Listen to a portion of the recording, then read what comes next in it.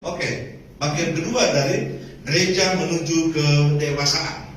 Kita kembali kepada ketetapan ilahi tentang gereja itu harus bertumbuh, dan pertumbuhannya itu mencapai kedewasaan yang sama seperti Kristus. Itu seperti kalau saudara bisa lihat di dalam Efesus pasal 4 ayat 13 sampai 15. Saya kembali membaca untuk memberikan suatu pemahaman yang sama dari apa yang disampaikan yang lalu. Saya baca langsung. Sampai kita semua telah mencapai kesatuan iman dan pengetahuan yang benar tentang anak Allah, kedewasaan penuh dan tingkat pertumbuhan yang sesuai dengan kepenuhan Kristus, sehingga kita bukan lagi anak-anak yang diombang-ambingkan oleh rupa-rupa angin pengajaran, oleh permainan palsu manusia dalam kelicikan mereka yang menyesatkan, tetapi dengan teguh berpegang kepada kebenaran di dalam kasih, kita bertumbuh di dalam segala hal ke arah Dia, Kristus yang adalah kepala. Yang menarik di sini bahwa dalam pelajaran yang kita lihat, yang kita ambil dari apa yang dikatakan oleh Alkitab, bahwa dasar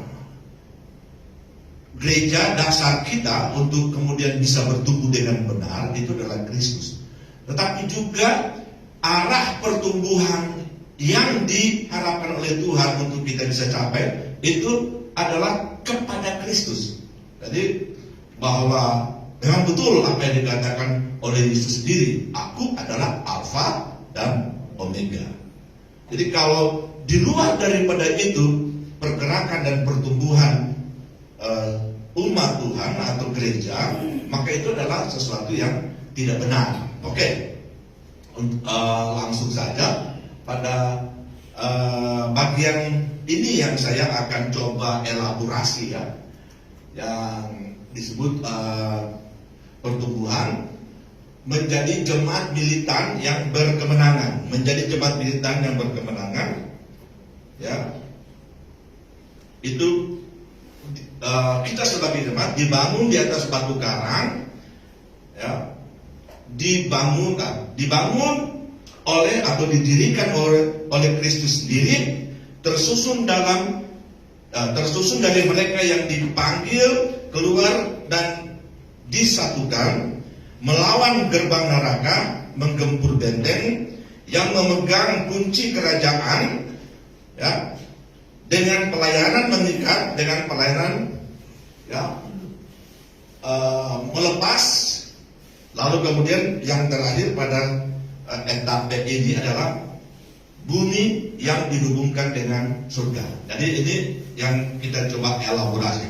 Mungkin pada saat ini kita hanya mampu karena waktu, kecuali saudara mau kita sampai jam apa, ya, bisa semua ini. Tapi 3 saja pada bagian ini. Jadi nanti saya akan coba elaborasi tentang apa yang dimaksud dengan dibangun di atas dasar batu karang, dibangun oleh Kristus sendiri atau didirikan oleh Kristus sendiri. Jadi ini semua itu ada yang kita coba lihat, itu yang ditetapkan atau dituliskan di dalam Matius 16 ayat 15 sampai 20 ya. Itu yang kita akan coba lihat. Nah, kita mulai bahwa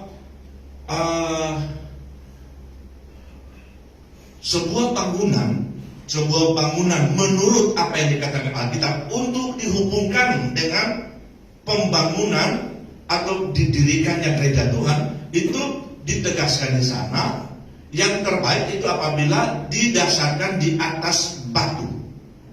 Jadi ada perumpamaan yang Tuhan Yesus sampaikan yang kita lihat di dalam Matius 7 ayat 24 sampai 29. Saudara sudah banyak kali membaca bahkan mengkhotbahkan bahwa ada yang membangun di atas batu dan ada yang membangun di atas pasir, ya.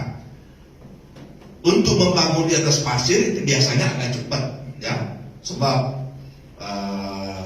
yang ditargetkan itu adalah yang berdiri, yang langsung naik. Tapi membangun di atas batu itu lama, karena dia harus kalau pasir untuk digali, untuk kasih itu tiang-tiang itu gampang. Tapi ini batu, ini setengah mati, saudara. Apalagi disebut batu karang, keras. Nah, berarti yang lebih cepat memang yang sebelah. Ya, yang sebelah. Kita harap bahwa kita berada pada apa yang dikatakan oleh Tuhan Yesus di atas batu. Nah, kenapa banyak orang kemudian tumbang dan kemudian tidak lagi sungguh-sungguh dengan Tuhan, bahkan banyak hamba Tuhan yang kemudian mundur dan tinggalkan Tuhan? Itu rupanya bangunan iman gereja mereka itu di atas pasir. Karena disebutkan di dalam perumpamaan ini akan ada banjir, akan ada hujan keras, lalu kemudian hujan itu akan melanda kawasan itu. Yang akan tertinggal itu adalah bangunan yang didirikan di atas batu. Nah, ini saya dapat ini, build your house ini, ya, on the rock, ya, gitu. Bangunlah rumahmu di atas batu. Ini gambarannya di situ. Jadi ini batu. Bayangkan dia capek-capek naik ke atas batu karang, baru bangun itu, dan luar biasa. Tapi kalau kita lihat bahwa satu fondasi yang sangat kuat dan baik itu apabila ada campuran semen, pasir, batu, ya, disatukan, maka dia menjadi suatu konstruksi yang sangat kuat. Nah, ini yang pertama yang kita coba bahas, itu dibangun di atas batu karang. Memang Tuhan Yesus sudah berbicara sebelumnya dalam ayat 18, di atas batu karang ini, di atas batu karang ini aku mendirikan jemaatku, ya, aku mendirikan jemaatku, dan alam maut tidak dapat menguasainya. Jadi kalau kita hubungkan dengan gambaran tentang rumah itu yang di atas pasir itu begitu gampang untuk hancur, ya, tapi yang di atas batu itu tidak akan hancur. Dan Tuhan menambahkan kalau itu adalah gereja yang berada di atas batu karang yang sesungguhnya, ya, itu bahkan disebutkan alam maut, kekuatan yang paling dahsyat yang sangat ditakuti oleh masyarakat manusia, tidak dapat mengalahkan gereja Tuhan. Dan itu kita lihat tentang Rasul Paulus yang memiliki fondasi yang sangat hebat. Dia berhasil luar biasa sebenarnya, ya, dalam perjalanan pertama, perjalanan kedua, perjalanan ketiga, dalam pelayanannya, dalam misinya. Wah, begitu banyak jemaat yang berhasil dibangun di berbagai kota, di berbagai desa. Jadi dia adalah orang yang berprestasi hebat. Tetapi pada bagian terakhir pelayanannya, dia kemudian diseret sampai ke Roma dan kemudian dipenjarakan, lalu kemudian mati di sana. Kalau fondasi imannya itu sama seperti kita punya tokoh-tokoh hebat, ya, yang luar biasa berhasil kelihatan karena perpuluhannya banyak, karena jemaatnya banyak, lalu kemudian pada waktu-waktu terakhir harus menderita seperti itu, sudah lama dia akan tinggalkan Tuhan. Tetapi Rasul Paulus telah memberikan kepada kita tentang kebenaran bahwa bahkan alam maut tidak dapat menguasai. Resiko apapun kita di dalam kita melaksanakan tugas pelayanan, itu jangan sampai membuat kita berpikir bahwa Tuhan tidak berpihak kepada kita. Gereja kita itu harus survive dan terus. Mungkin saudara hanya sebagai jemaat-jemaat yang dianggap perintisan, bahkan sudah dari dulu berapa puluh tahun lalu sampai sekarang dianggap masih perintisan, ya, tidak banyak maksudnya orang yang berbakti. Kadang-kala kita jadi kurang enak itu kalau ada pertemuan wilayah atau pertemuan daerah, dan orang tanya pelayanan di mana? Oh, di Banten, di Jawa Barat. Lalu orang tanya lagi, ya, berapa orang Cina di situ? Mas, itu kalau selalu bertanya begitu berarti perpuluhan itu target, berarti banyak atau sedikit, ya. Berapa, ya, model otonya bagaimana itu. Nah, orang-orang yang tanya-tanya seperti itu tidak tidak bisa sama seperti Paulus. Tidak bisa mempertanggungjawabkan kebenaran. Alam maut tidak akan menguasainya. Saya percaya bahwa saudara sedikit banyak telah membuktikan diri bahwa walaupun kadang-kala kita harus menunggu di tempat untuk kira-kira burung gagak datang bawa beras, ya puji Tuhan, lalu kemudian bisa dapat atau tidak dapat, tapi saudara masih ada di sini dalam pelayanan. Saya mencoba melihat ini sebagai salah satu yang saudara telah berhasil bangun dalam pelayanan saudara. Nah, kita akan lihat bahwa bangunan yang di atas kebenaran yang benar itu dasarnya kokoh, ya. Nah, sekarang kita berbicara tentang batu karang, gunung batu. Nah, rupanya menurut Alkitab, batu yang dimaksudkan di sana itu adalah Yesus Kristus sebagai batu karang yang teguh. Jadi ini adalah fondasi.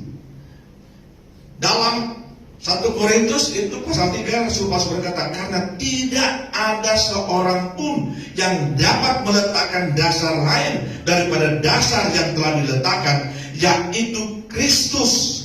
Haleluya. Rasul Paulus wanti-wanti jemaat Korintus yang sudah mulai terpengaruh oleh filsafat orang-orang Yunani pada waktu itu yang hebat-hebat. Rasul Paulus bilang, jangan ganti itu fondasi dengan alur berpikir falsafi yang hebat-hebat itu. Karena Kristus, kalau Kristus di sini bukan mayat Kristus yang sudah bangkit, tapi ya kebenaran ilahi, Injil Kerajaan Allah yang disampaikan oleh Yesus Kristus, itu yang kemudian harus menjadi fondasi di dalam kehidupan kita sebagai gereja. Ya, dia itu batu karang. Ya, kalau kita lihat selanjutnya tentang apa itu yang dimaksudkan dengan Kristus sebagai batu karang, itu saya mencoba berbicara tentang iman kepada Yesus Kristus. Dan kita jadikan dia sebagai fondasi, yaitu maksudnya iman kita itu hanya ada pada Yesus Kristus yang ada di dalam firman Tuhan. Jangan pakai yang lain. Saudara bisa membaca banyak-banyak buku, banyak pendapat, oke. Itu hanya merupakan referensi untuk mungkin sedikit memberikan hal-hal yang bisa membuat kita bisa memahami beberapa hal yang agak penting. Tetapi Injil Yesus Kristus, ya, firman Tuhan, itu adalah tetap kita harus selalu kembali kepada kebenaran itu. Kalau kita mengalami banyak hal yang sulit di dalam pelayanan, kita harus kembali kepada firman Tuhan. Kalau ada banyak pendapat-pendapat yang membingungkan, kita kembali back to the Bible. Penulis Ibrani berkata, iman adalah dasar dari segala sesuatu yang kita harapkan, dan bukti dari segala sesuatu yang tidak kita lihat, iman. Ya, jadi iman itu datang dari mana? Dari pendengaran. Apa yang didengar? Firman Tuhan. Jadi kita lihat bahwa itu akan menjadi dasar segala sesuatu yang kita harapkan. Banyak yang kita harapkan untuk kita punya perjalanan hidup selanjutnya, keluarga kita, bisnis, usaha, pelayanan kita. Dan iman itu harus menjadi dasar, yaitu firman Tuhan. Firman Tuhan itu adalah Kristus Yesus sendiri. Dalam Efesus pasal 20-22, yang dibangun di atas dasar para rasul dan para nabi, dengan Kristus Yesus sebagai batu penjuru. Di dalam dia tumbuh seluruh bangunan rapi tersusun menjadi bait Allah yang kudus di dalam Tuhan. Di dalam dia kamu juga turut dibangunkan menjadi tempat kediaman Allah oleh Roh. Dan kita lihat bahwa kita dibangun di atas dasar yang sangat luar biasa. Dan pada waktu Tuhan menyusun kita menjadi bangunan jemaat, lagi-lagi kita lihat bahwa tempat yang tersedia kita sebagai bangunan itu adalah tempat di mana Yesus akan tinggal dan berdiam di sana. Jadi ada beberapa cara di mana Alkitab ya, itu mencoba untuk memberitahukan kepada kita bahwa segala sesuatu itu adalah Kristus Yesus. Dalam 1 Petrus 2 ayat 6, sebab ada tertulis dalam kitab suci, sesungguhnya aku meletakkan sebuah batu yang terpilih, sebuah batu penjuru yang mahal, ya, satu batu penjuru yang mahal di Sion, ya, batu yang mahal, dan siapa yang percaya kepadanya tidak akan dipermalukan. Haleluya. Jadi kalau kita mendasarkan semua aktivitas pelayanan kita di atas dasar kebenaran firman, iman kita bisa bertumbuh, dan apapun yang kita kerjakan tidak akan kita dipermalukan, kata Tuhan. Kita justru akan benar-benar di support, akan dimuliakan, boleh dikatakan demikian, seperti yang dialami oleh Daniel. Pada waktu dia menyampaikan segala sesuatu yang luar biasa yang dari Tuhan, dan dia mempertahankan kebenarannya, yaitu kebenaran ilahi, dia tidak mau imannya itu tercemar, maka akhirnya Daniel itu dimuliakan oleh Raja Nebukadnezar. Bukan cuma dimuliakan dengan kata-kata sanjungan yang biasa, tapi diberikan satu kepercayaan dan posisi yang sangat tinggi pada sebuah kerajaan kafir. Saya ingin supaya kita melihat hal ini sebagai hal yang sangat baik sekali. Maka itu kita harus selalu ingat, dasar daripada segala sesuatu yang kita kerjakan di dalam Tuhan sebagai gereja itu adalah Kristus Yesus atau firman Tuhan. Dan iman itu akan membawa kita kepada kebenaran yang sangat ajaib. Nah, yang kedua dari yang kita elaborasi di sini adalah dibangun oleh Kristus. Jadi bukan dibangun oleh orang-orang hebat. Banyak pendeta yang luar biasa berhasil, ya, banyak jiwa-jiwa orang-orang datang menjadi orang yang bisa menciptakan followers yang sangat.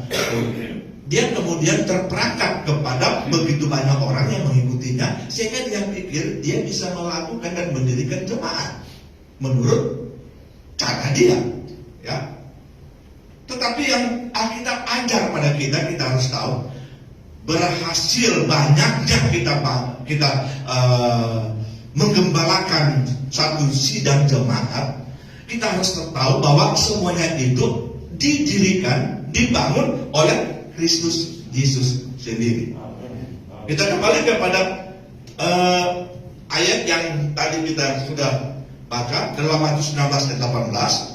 Di atas batu karang ini aku akan mendirikan jemaatku. Di atas batu karang tadi dasarnya itu sudah tepat, tetapi harus kita ingat bahwa kalau kita berhasil bukan karena kita hebat, tapi karena Kristus yang kemudian membawa segala sesuatu itu menjadi luar biasa yang dipercayakan kepada kita. Jangan kemudian kita mengambil suatu asumsi atau pandangan pendapat bahwa kita ini hebat karena berhasil, ya. Ternyata banyak memang pendeta-pendeta yang karena jemaatnya itu seperti makin lama makin banyak, lalu dia berpikir bahwa dia itu hebat. Bukan. Kristus yang oleh kasih karunia-Nya mempercayakan itu jemaat untuk kita gembalakan, kita pimpin.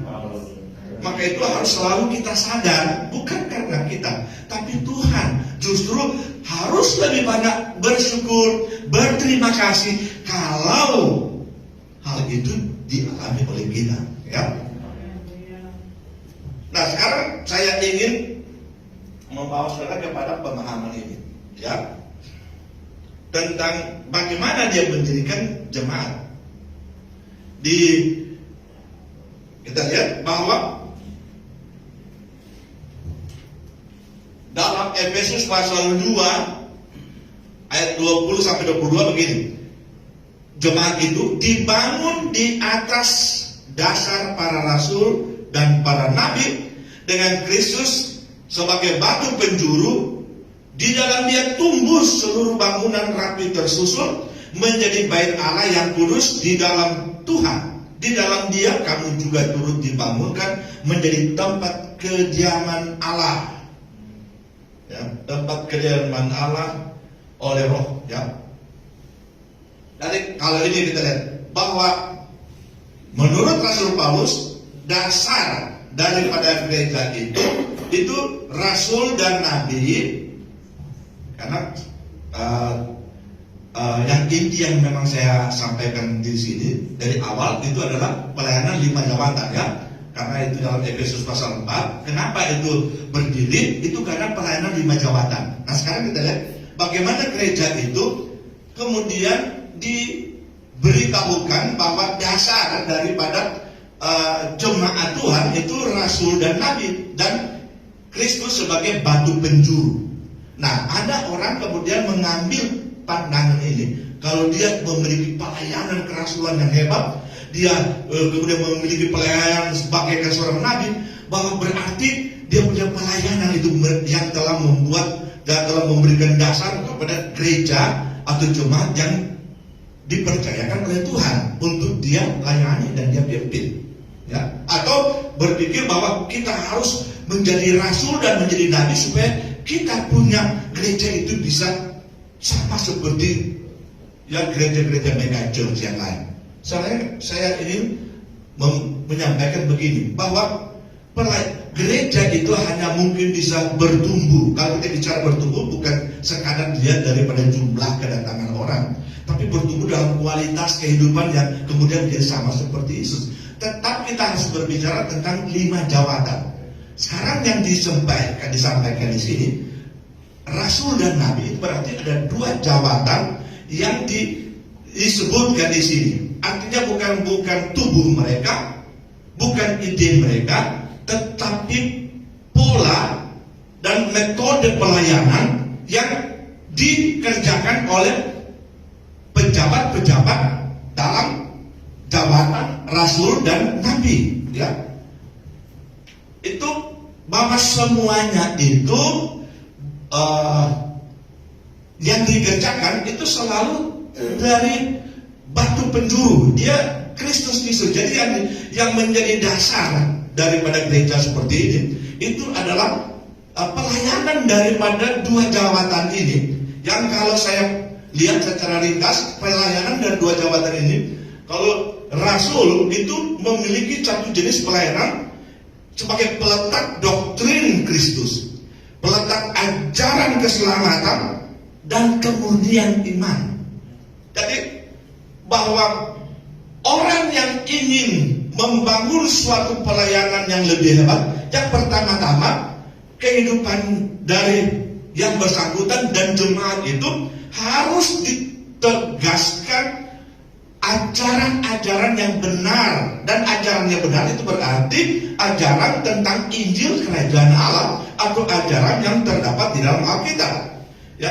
Dan kemudian kalau rasul, kalau kita perhatikan, nabi itu menegaskan tentang kekudusan dan pertobatan. Jadi pelayanan nabi itu adalah pelayanan yang khusus untuk datang kepada jemaat, kepada kita, supaya hidup kita itu bisa menjadi kudus, karena dia akan datang dengan cara-cara yang kadang-kala begitu keras penyampaian firman-Nya, dan tanpa dedek aling-aling dia menemplak segala dosa-dosa ya, yang dia tahu ada di dalam jemaat itu supaya kemudian terbongkar, lalu kemudian mereka bisa bertobat. Ya, kalau kebanyakan sekarang para pelayan itu lebih suka mencari ayat-ayat yang senang untuk membuat orang-orang yang menjadi jemaat di sana itu enak untuk menerima ini, ya.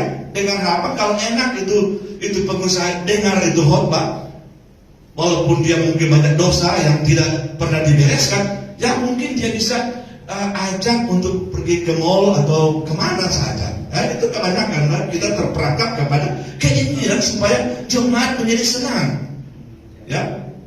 Tetapi kalau saudara itu dipanggil oleh Tuhan untuk menjadi pelayan seperti nabi atau memberi berita kenabian, saudara tidak bisa tahan untuk mencoba menyenangkan jemaat. Saudara sampaikan kebenaran yang sesungguhnya kebenaran. supaya kehidupan jemaat itu dikuduskan dan diharapkan supaya bertobat. Jadi kalau kita lihat di dasar ini itu iman harus kokoh, tetapi harus diimbangi dengan pertobatan dan kekudusan. Pada waktu Martin Luther itu dipanggil oleh Tuhan untuk mencoba merombak sistem yang sudah begitu rusak daripada gereja Roma Katolik, itu yang dia tegaskan pertama itu adalah the just shall live by faith. Orang benar akan hidup oleh iman. Itu yang dia sampaikan. Kemudian dikemas oleh Calvin dan teman-temannya dan berkata bahwa itu adalah kebenaran yang luar biasa, dasar. Tetapi kemudian ada muncul John Wesley. John Wesley itu bagaikan seorang nabi yang datang. Orang yang sudah dipanggil oleh Tuhan itu harus hidup kudus, harus bertobat, jangan lagi sama seperti yang lalu. Maka itu kemudian gereja yang pertama itu disebut gereja reformasi, tetapi tetap berada pada paham-paham yang dasar pertama, tapi tidak dilengkapi dengan kehidupan pertobatan. Muncullah gereja Metodis dan seterusnya. Jadi kita lihat ini dua jawatan ini itu berhasil membuat fondasi yang bagus sebenarnya. Kalau memang jemaat punya iman dan kemudian hidup benar, hidup kudus, dan kemudian tidak melakukan hal-hal yang menyakiti hati Tuhan. Lalu kemudian kita lihat muncul ayat ini untuk memperlengkapi. Jadi ini 5 jabatan itu tidak stop di sana. Baru 2 jabatan yang muncul untuk memperlengkapi orang-orang kudus bagi pekerjaan pelayanan, bagi pembangunan tubuh Kristus, sampai kita semua telah mencapai kesatuan iman dan pengetahuan yang benar tentang anak Allah, kedewasaan penuh dan tingkat pertumbuhan yang sesuai dengan kepenuhan Kristus.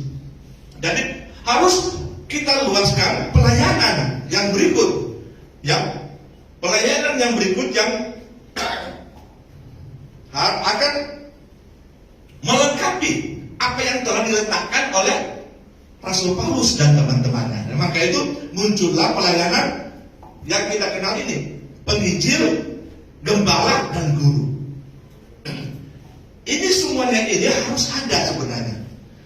Maka itu saya merasa berhutang kalau kemudian gereja kami, ya, saya kurang tahu gereja saudara, tapi gereja kami itu hanya mengakui 3. Gereja kami, gereja saya, saya kurang tahu saudara gereja apa. Ya, gereja saya itu GPDI. Itu pengakuan pada jenis pelayanan itu ada hanya 3: gembala, penginjil, dan guru. Tidak pernah ada sebuah pengakuan tentang rasul dan nabi. Kalau itu berarti bahaya juga kita. Ya, bahayanya apa? Dasarnya itu salah mungkin. Maka itu habis mubas musda, ya kacau balau. Itu karena dasar mungkin. Ya jangan bilang Pak. Itu gereja saya bukan gereja saudara. Ya. Tak bagaimana itu? Karena fondasi pasir. Ya. Saya cuma bicara kepada saya cuma berani pada saudara-saudara yang perintisan. Cuma kalau saya diundang untuk seminar di para tokoh di sana, saya sikat ini. Ya, karena memang ini kebenaran yang kita lupa bahwa 2 jabatan ini itu harus ada melandasi. Memang kalau awal itu para founding fathers kita mungkin mereka punya pelayanan kerasulan dan kenabian, tetapi kemudian sekarang itu sudah ditinggalkan atau tidak lagi, sehingga pengakuannya kepada 2 jabatan ini itu ragu-ragu atau tidak sesungguhnya, ya. Lalu kemudian kalau orang ke sekolah kita terpanggil, selalu arahnya hanya untuk menjadi gembala. Ya, saya kalau bertemu dengan banyak orang, karena mereka tahu pelayanan saya itu cukup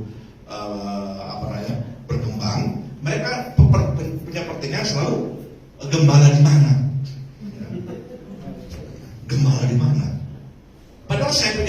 lebih banyak pada itu sebagai guru, pada salah satu tiang kasih yang di sana. Ya. Itu konsentrasi saya di situ. Saya bilang, saya dalam pelayanan pengembalaan memang juga oke, tetapi lebih banyak pada pengajaran. Jadi guru, saya memang guru. Mau bilang bukan guru, memang guru. Guru sekolah kita, guru sekolah minggu, guru. Ya. Nah ini ya, ini gembala ini, kalau itu tentu kita tahu bahwa dia itu menjadi tiang utama di dalam gereja, yaitu dia yang kemudian, kalau itu penginjil dan guru bisa jalan kemana-mana, tapi ini satu ini harus ada di tempat, dan dia akan mengayomi jemaat yang sudah berhasil dibangun, ya. Nah, tetapi penginjil dan guru itu harus mendampingi. Itu penginjil itu akan mengajarkan jemaat untuk dapat memenangkan jiwa, ya, dengan pengajaran dari atau cara dan pola pelayanan daripada penginjil itu dapat membuat jemaat. Sebab jemaat yang bertumbuh itu adalah harus bertumbuh secara kuantitatif juga, memenangkan jiwa. Nah, guru itu akan menolong itu yang telah terpanggil itu supaya lebih banyak memahami kebenaran. Dan itu akan membuat pertumbuhan yang kualitatif. Dan kemudian yang akan memberi makan secara tetap dan terus menerus menjaga itu gembala.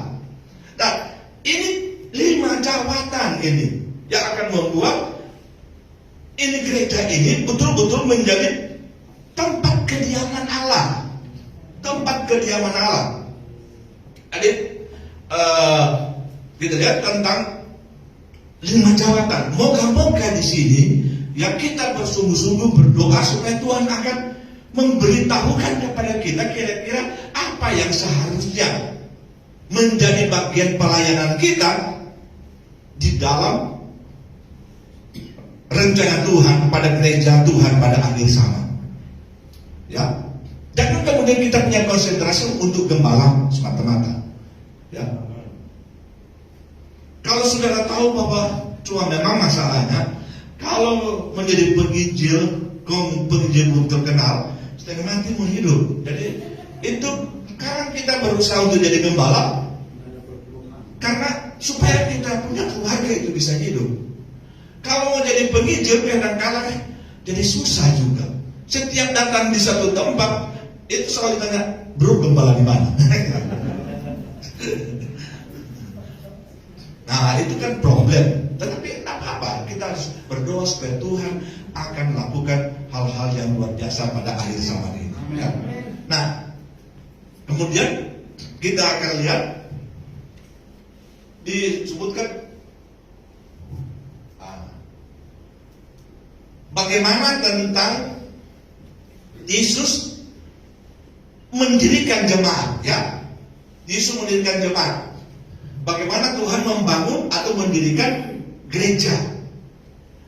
Tadi kita lihat di atas batu karang ini aku akan mendirikan jemaat. Jadi tadi saya sudah sedikit memberikan gambaran bahwa 5 jabatan itu akan berperan untuk membuat gereja itu bertumbuh. Jadi sebenarnya 5 jabatan ini adalah representasi daripada Kristus Yesus di dalam gereja, ya. Ini 5 jabatan ini sebenarnya itu adalah bagian dari Kristus. Jadi sama seperti tangan Yesus yang sedang mendirikan, membangun, ya. Seperti kalau di tangan ini ada jempol, ada telunjuk, ada jari tengah, ada jari manis, ada jari kelingking. Itu selalu gambaran tentang 5 jabatan. Untuk bisa berkarya lebih hebat, 5 jabatan itu dia memang harus terhubung dengan Kristus Yesus karena dia adalah representasi. Jadi kalau ada seorang gembala yang merasa hebat sendiri, berarti dia bukan gembala yang diangkat dan ditetapkan oleh Tuhan. Kalau dia penginjil dan kemudian hanya mencari popularitas dan kemudian hanya menjadi grab kemana-mana, ya. Sebab grab sebenarnya ada banyak penginjil yang memang kan tuh dia bawa itu orang-orang sampai datang ke gereja atau penginjilan bisa jadi. Tapi targetnya supaya dia dapat upah di sana. Ya, targetnya dapat upah itu banyak. Ya, target dapat upah itu sebenarnya wajar itu kita dapat. Tapi kalau targetnya kita menginjil hanya untuk mendapat upah, itu sama seperti kita sebagai Gojek gitu yang cuma angkat orang bawa, tapi kemudian kita tidak masuk ke gereja. Ya, kita jalan lagi dicari. Nah, ini jadi kita lihat itu 5 jawatan tadi, atau itu tadi itu adalah gambaran saya bilang bahwa itu harus seluruhnya bekerja, lalu kemudian kita akan mendapatkan satu jemaat yang hebat, jemaat yang dikehendaki oleh Tuhan. Jadi 5 jawatan itu adalah representasi dari Yesus Kristus di dalam mendirikan jemaat. Nah, kita lihat bagaimana proses dia mendirikan jemaat. Jemaat itu bisa ada dalam pengertian begini. Disebutkan kata jemaat yang ditulis dalam Matius 16:18 itu menggunakan pertama eklesia. Eklesia. Jadi di atas batu karang ini aku akan mendirikan eklesiaku. Eklesia. Nah, dalam pemahaman yang saya coba cari tahu itu eklesia, kenapa Tuhan pakai kata ini? Ada banyak kata yang lain yang bisa, tapi Tuhan pakai kata ini karena eklesia itu adalah suatu kata yang pada waktu itu baru saja populer di masyarakat Yunani. Dan kemudian diambil pahamnya ya oleh Kaisar Romawi dan diaplikasikan di dalam sistem pemerintahan Romawi pada waktu itu. Nah, bagaimana? Apa itu eklesia menurut situasi pada waktu itu? Eklesia itu namanya called out ones. Jadi mereka yang dipanggil keluar dan terpilih. Jadi pada waktu itu Kaisar itu ingin supaya kerajaan Romawi menjadi besar dan menjadi hebat. Lalu kemudian terjadi ide padanya, dia kemudian menginginkan ada satu tim kerja yang terdiri dari orang-orang pilihan dari seluruh kekaisaran. Diambil orang yang hebat dari di dalam kerajaannya, lalu dikumpulkan ke suatu tempat yang namanya eklesia. Nah, kata eklesia itu sebenarnya sama dengan kalau diterjemahkan sekarang gereja. Ya, sama.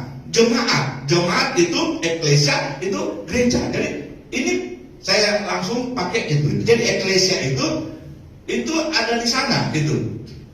Di ini ya, itu dibangun oleh Kaisar di bukit Areopagus ya, Areopolis itu di atas itu kemudian dihimpunkan semua orang-orang hebat yang terpilih, lalu kemudian dia sampaikan visi dan misi dari Kaisar, dan ini coba dibuatkan hal-hal yang kira-kira yang bisa diterapkan di dalam proyek besar untuk kerajaan Romawi yang jaya menjadi imperium. Maka itu kemudian kerajaan Romawi menjadi kekaisaran Romawi, dibantu oleh kelompok eklesia. Nah, Tuhan Yesus kemudian mencoba mengambil ini untuk kemudian menggambarkan siapa sebenarnya gereja, siapa sebenarnya kita. Jadi kita ini oleh Tuhan itu dikatakan sebagai orang-orang yang terpilih. Dan kalau kita menjadi anak Tuhan, kita menjadi eklesia. Eklesia artinya orang-orang terpilih dan orang-orang hebat. Yang kemudian saya dapat di sana itu menjadi cikal bakal dari lembaga legislatif yang sekarang digunakan di semua negara. Ya, DPR.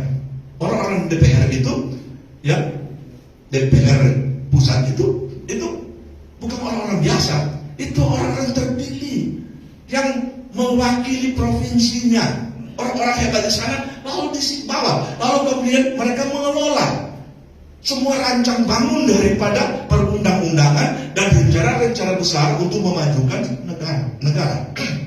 Jadi Tuhan mengambil ini supaya kita tahu pada waktu Tuhan mendirikan, Dia mendirikan dengan rancang bangun yang sangat tinggi. Maka itu dikatakan kita akan dibawa dalam satu tahap pertumbuhan kedewasaan sampai menjadi sama seperti Yesus.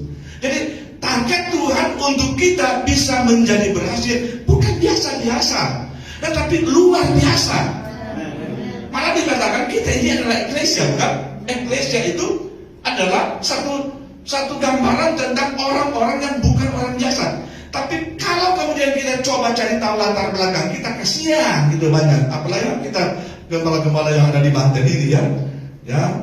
Kalau mau ketemu dengan gembala-gembala GBI yang di kota-kotanya, terpaksa kita harus minggir dulu.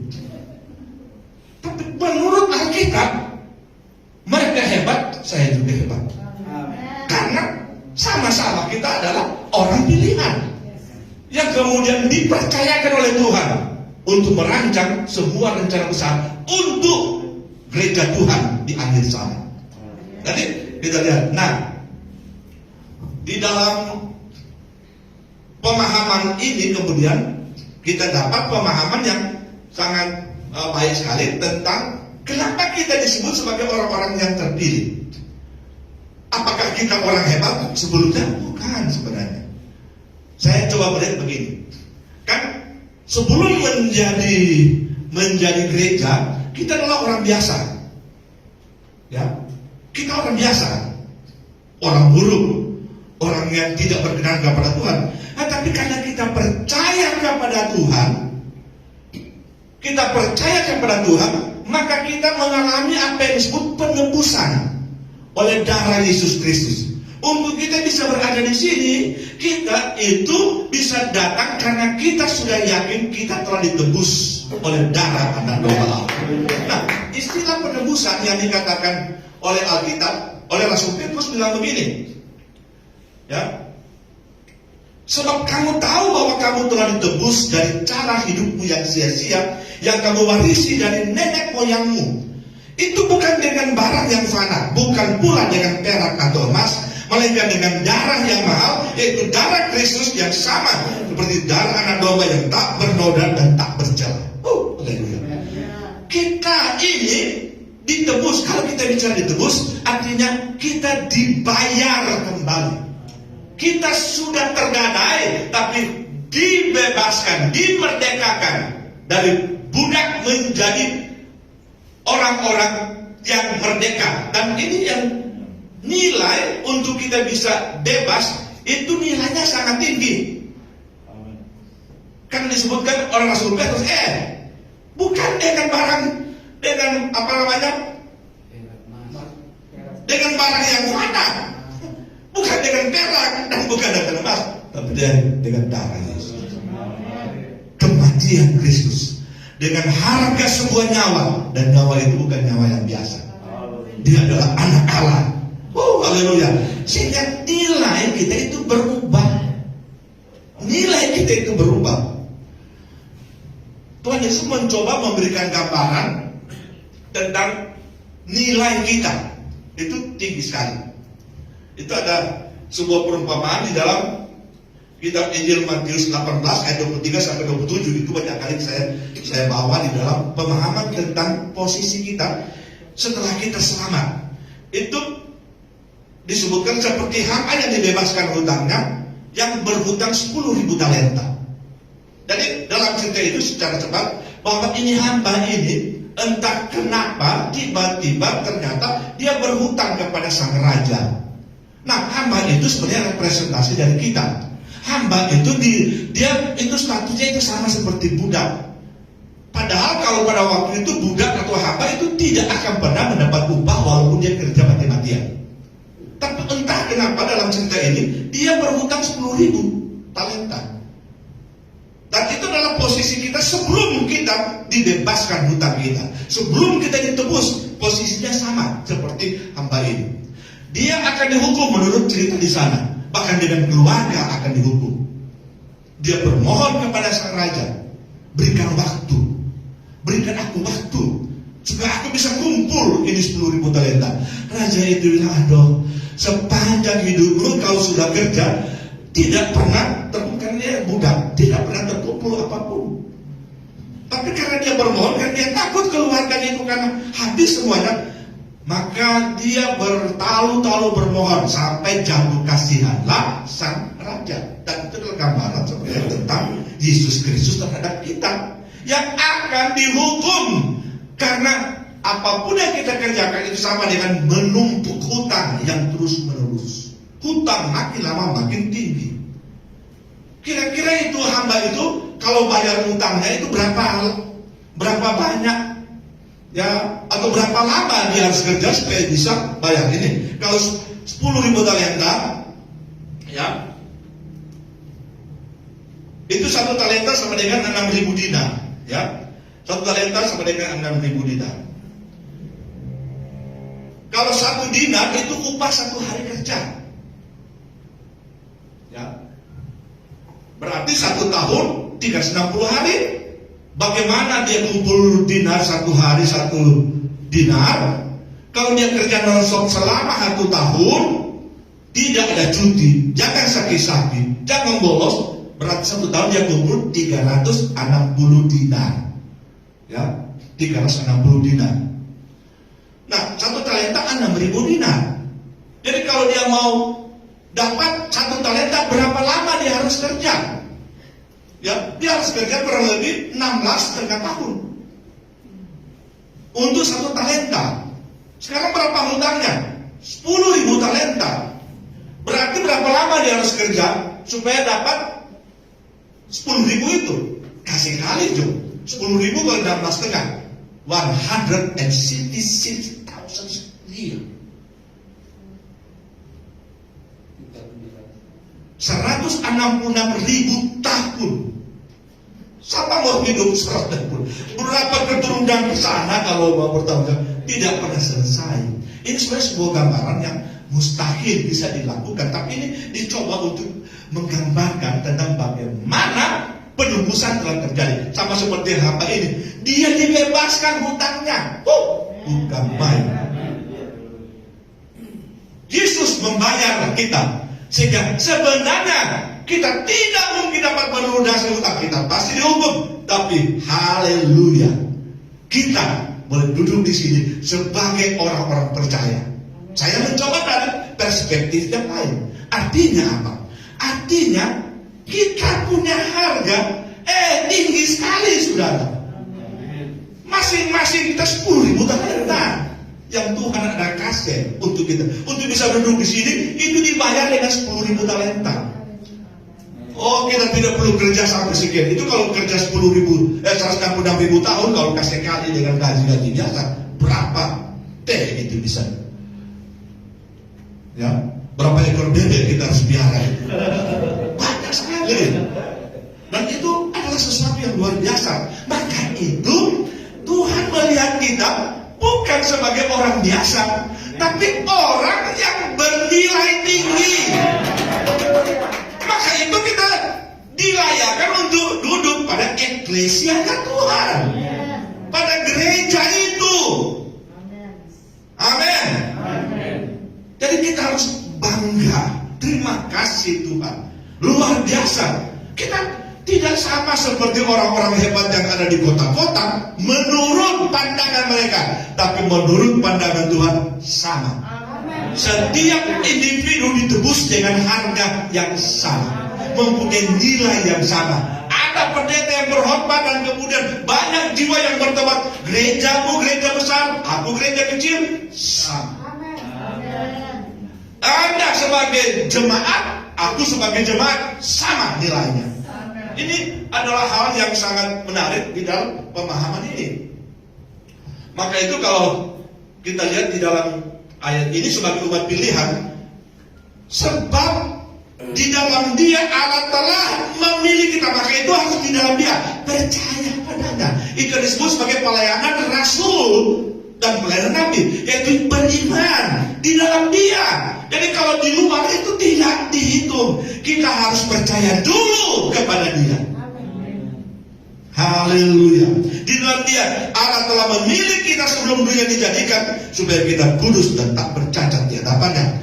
Di dalam kasih Ia telah menentukan kita dari semula oleh Yesus Kristus untuk menjadi anak-anaknya sesuai dengan kerelaan kehendaknya, supaya terpujilah kasih karunia-Nya yang mulia yang dikaruniakannya kepada kita di dalam Dia yang dikasihinya. Nah, ini adalah kebenaran yang kemudian membuat kita bersyukur, terima kasih Tuhan. Di dalam Dia, bukan karena saya ini hebat, tetapi karena Engkau yang lebih dahulu telah ditetapkan oleh Tuhan. Aku percaya, maka aku masuk dalam rancang bangun dari rencana Tuhan besar pada akhir zaman. Ini yang ketiga. Masih sambungan. Yang ketiga, berarti yang terakhir, ya, tidak sampai jam 4, ya. Tersusun dari mereka yang dipanggil keluar dan disatukan. Kita ini tersusun dari mereka yang dipanggil keluar, ya. Kita sudah terpanggil, lalu kemudian disatukan. Maka itu kalau kita terpanggil sebagai orang percaya, kita harus izinkan kita disatukan dengan sesama kita. Mungkin ada banyak problem dan masalah yang kemudian membuat kita menjadi risih kalau ketemu dengan si A atau si B. Tapi mari kita minta, Tuhan tolong saya supaya hati saya bisa terbuka untuk menerima keberadaannya, berada bersama-sama dalam kesatuan. Karena gereja itu yang dilihat oleh Tuhan cuma satu. Kita yang membuat banyak organisasi, kita bisa membuat banyak gereja lokal, tapi yang Tuhan lihat itu satu dalam satu kesatuan secara universal. Dan Dia ingin supaya kita belajar untuk menjadi satu antara satu sama yang lain. Kalau ada di antara saudara yang mungkin terlalu banyak menyusahkan orang lain, berhenti menyusahkan orang lain. Kalau ada di antara kita yang terlalu banyak Tuhan menyimpan kesalahan orang lain, kita lepaskan itu dan kita berkata, Tuhan, aku ingin berada di dalam suatu rancang bangun yang luar biasa yang Tuhan tetapkan. Nah, salah satu kata dari kata jemaat yang juga digunakan oleh Tuhan Yesus itu kata kuriokos. Dari kata kurios, law, dan oikos, itu menjadi house of law. Jadi ini orang-orang pilihan, orang-orang hebat yang terpilih itu menjadi kurioskos atau menjadi rumah Tuhan. Maka itu Rasul Paulus berkata, ya, tiadakah kamu tahu bahwa kamu adalah rumah Allah, baik Allah dan Roh Allah yang di dalam kamu. Ini kuriokos, itu eklesia itu. Gereja itu kemudian juga ditulis dengan kata kuriokos, sama. Ini kata kuriokos itu sama, itu berhubungan dengan itu lembaga legislatif itu yang dibangun oleh kaisar untuk memajukan kekaisaran Romawi. Nah, dan itu artinya bahwa kuriokos itu bukan berdiri sendiri dan kemudian melakukan segala sesuatu menurut ide-ide mereka sendiri. Tidak. Yang menjadi inti yang ada di eklesia itu adalah kaisar atau raja. Dia yang punya itu tempat itu, dia punya rumah. Ya. Saya pernah bersaksi dan berkata bahwa pada suatu ketika tahun 2006 itu saya bersama dengan waktu itu saya masih di Sulawesi Tengah, itu diundang ke Parlemen Eropa, itu dalam kaitan dengan masalah Sultan waktu yang lalu, ya, dengan pendeta Rinaldi Manip, dan kemudian sampai ke Inggris, ke pemerintahan dan parlemen Inggris. Ya. Yang saya menyaksikan pada waktu kami ada di Inggris. Di Inggris itu ada dua lembaga legislatif. Ada yang disebut House of Commons, itu DPR, itu dikelola oleh Perdana Menteri. Tapi yang di atas, kamar atas itu adalah House of Law. Itu langsung berada di bawah kendali ratu atau raja Inggris. Nah, kami telah melakukan lobby, pertemuan dan menyampaikan petisi kepada Perdana Menteri dan kemudian kepada House of Commons, DPR mereka. Tapi kemudian kami di schedule untuk atau pergi ke House of Lords. Ada 3 lord yang ingin ketemu dengan kami, ya, karena mereka melihat langsung, ya, atau mengamati langsung apa yang terjadi di Poso dan sekitarnya. Itu tahun 99 sampai 2002 memang saya di Amerika pada waktu itu, dan saya sudah melakukan lobby ke Parlemen Amerika Serikat juga, di Senat dan di Kongres.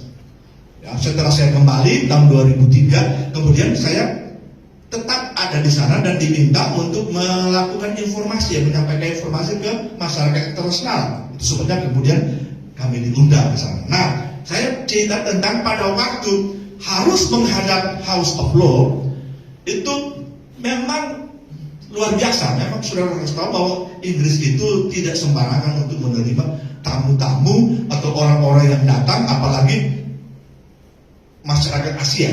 Jadi waktu kami coba masuk menyampaikan niat kami untuk ke House of Lords di gate itu kami dicuekin, saudara. Itu guard itu yang ada di pintu itu yang biasa dia topi hitam tinggi. Nah, tapi tidak bergeming dia. Tapi orang-orang bule yang masuk keluar orang situ. Mungkin lihat di muka apa lagi apa itu Pak Damani, ya. Ya, Pak Damani kan itu Batak Sulawesi Tengah, saya Manado Sulawesi Tengah. Jadi sama itu. Setengah jam kemudian sudah terlalu lama, saya bilang saya mau telepon, saya telepon itu yang memberikan akses. Oh sorry, oke, nanti itu sebenarnya harus ada escort yang datang tapi terlambat karena kami lagi rapat. Saya akan datang langsung. Jadi itu Baroness itu lord, salah satu lord perempuan itu datang, langsung bawa kami ke dalam. Waktu bawa ke dalam, sebenarnya kami cuma mau ketemu 3 lord untuk bercakap-cakap. Tapi dia bilang itu sementara ada meeting di sana. Ya, tadi kami harus kami diminta ya kita masuk ke dalam. Nah itu sebenarnya tidak bisa sembarangan orang masuk.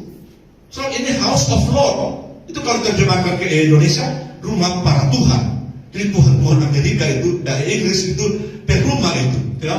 Tapi sebenarnya itu gelar kebangsawanan. Nah, kami tidak mungkin, tidak biasa dong. Cuma karena dia ingin untuk menjamu kami supaya kami bisa senang karena menunggu lagi itu yang mau dipercakapkan. Akhirnya kami masuk ke dalam, saudara, di sini. Masuk di ruangan ini, House of Lords. Oh, saya bilang sama pada orang ini, orang berpesan di surga begini. Ya. Sebab dari awal waktu masuk itu berbeda. Saya hampir 3 tahun itu bolak-balik di Senat Amerika Serikat, di DPR dan pemerintah Amerika Serikat. Bagus juga di sana, banyak Amerika punya bagus. Tapi waktu datang di sini luar biasa. Luar biasa. Mungkin karena antik, karena banyak emasnya di dalam, luar biasa sudah.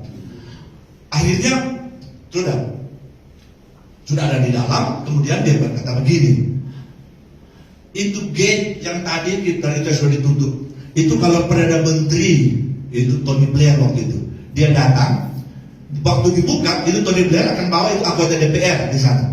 Itu pada waktu dibuka itu gate, mereka akan berlutut. Setelah berlutut mereka akan datang masuk ke dalam berjalan dengan lutut. Kejam juga ini. Jadi itu Perdana Menteri berjalan dengan lutut itu sampai itu untuk menghadap kepada para ratu Inggris, ya, paduka ratu Inggris lah itu. Luar biasa itu. Saya bilang sama Pak ini, jangan main-main, orang ini berjalan luar biasa itu di situ. Tapi saya langsung terpengaruh dengan apa yang saya sementara gumuli tentang rumah Tuhan. Saya tanya kepada itu Baroness itu, Carolina Cox itu, saya tanya, apa perbedaan antara Senat di Amerika dengan ini House of Lord. Dia memang gampang perbedaan. Saya tidak tanya persamaan karena memang sama-sama sebagai lembaga dari kamar atas, ya, tingkat tinggi dari depan parlemen. Jadi dia bilang perbedaannya begini. Kalau senat yang akan melahirkan senator, dia itu harus kampanyekan dirinya di state, di negara bagian di mana dia dicalonkan. Kalau semua atau banyak suara dia dapat, maka dia akan menjadi senator di situ. 4 tahun sekali itu senator itu harus dipilih ulang, maka dia harus kembali ke negara bagian itu. Dia sampaikan program-program yang telah dibuat, lalu kemudian rencana ke depan apa. Kalau mereka suka, mereka kalau pilih, maka dia bisa balik. Tapi kalau tidak, ada orang lain yang akan menggantikan. Jadi itu dipilih oleh rakyat. Tapi ini House of Lord kami itu dipilih langsung oleh ratu, oleh Raja Inggris. Dan kami akan ada di sini seumur hidup kami, kecuali ada kesalahan fatal.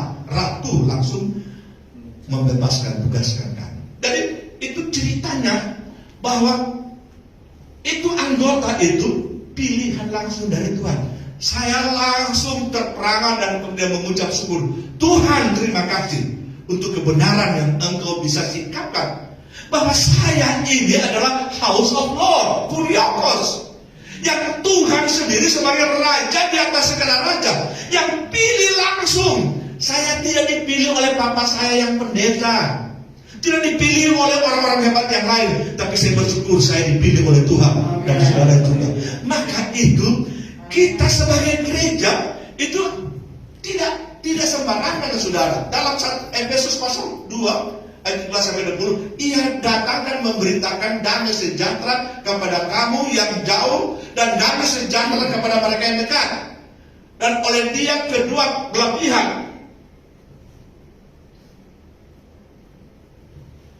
dan oleh dia kita kedua pihak dalam satu roh beroleh jalan masuk kepada Bapa. Demikianlah kamu bukan lagi orang asing dan pendatang, melainkan kawan sewarga dari orang-orang kudus dan anggota keluarga Allah yang dibangun di atas dasar para rasul dan para nabi dan Kristus sebagai batu penjuru. Haleluya. Sebagai ayat yang terakhir, tetapi kamulah bangsa yang terpilih, imamat yang rajani, bangsa yang kudus, umat kepunyaan Allah sendiri, supaya kamu memberitakan perbuatan-perbuatan yang bersama Dia yang telah memanggil kamu keluar dari kegelapan kepada terangnya yang ajaib. Kita bersyukur kita ada di dalam satu himpunan, bukan milik kita sendiri lagi, tapi kita kepunyaan Allah. Haleluya. Maksudnya supaya kita bersaksi, menyampaikan kebenaran kepada siapa saja, supaya lebih banyak jiwa bisa kita bawa kepada Tuhan. Jadi pertumbuhan gereja untuk mencapai kedewasaan itu dalam tahap-tahap pemahaman kita tentang posisi kita sebagai anak-anak Tuhan, bukan lagi sebagai orang-orang yang sekadar sebagai orang-orang yang sudah dihimpulkan, tetapi orang-orang yang kemudian dipercayakan oleh Tuhan menjadi bangsa yang terpilih. Kalau di dalam terjemahan yang asli, kamu adalah chosen generation. Jadi generasi yang kita ada pada generasi yang terakhir, yang terpilih, yang akan muncul di hadapan Allah sebagai gereja yang sama seperti Yesus Kristus. Mari kita tunduk kepala, kita berdoa.